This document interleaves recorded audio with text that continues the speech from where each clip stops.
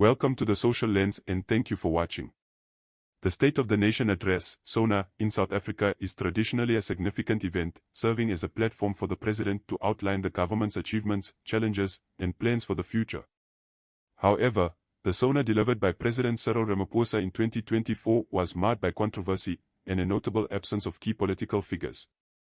The absence of all EFF MPs from the State of the Nation Address was a conspicuous development, particularly in the wake of the Western Cape High Court's dismissal of the party's 6 applications against their suspension.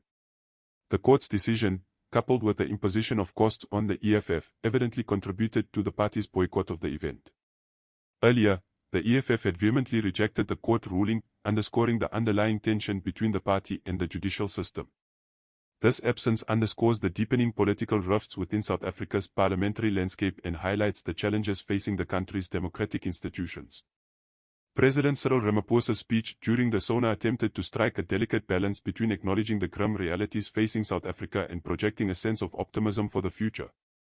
He emphasized his administration's efforts to rebuild state institutions ravaged by the era of state capture, citing progress in the recovery of stolen funds and the issuance of freezing orders amounting to 14 billion rand for state capture-related cases.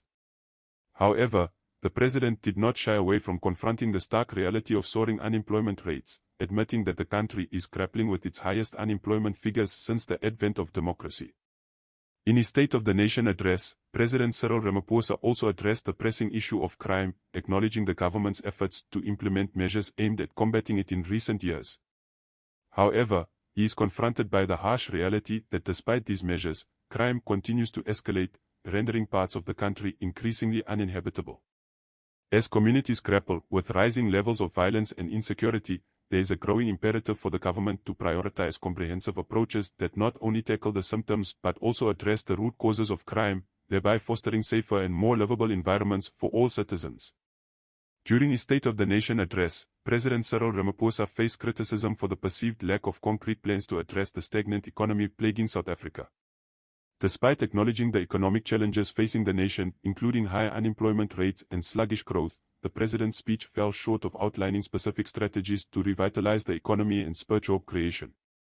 The absence of a clear roadmap for economic growth raised concerns among stakeholders, as a robust economy is not only crucial for reducing unemployment but also plays a pivotal role in curbing crime, strengthening the currency, and fostering overall national prosperity.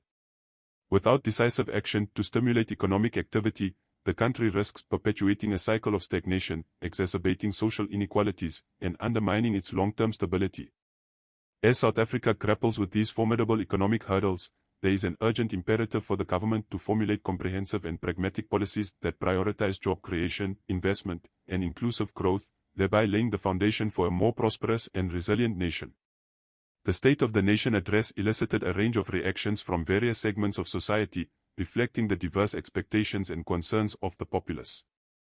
Labor unions, such as the Congress of South African Trade Unions, COSATU, expressed disappointment at the perceived lack of high-impact interventions to address pressing issues like youth unemployment.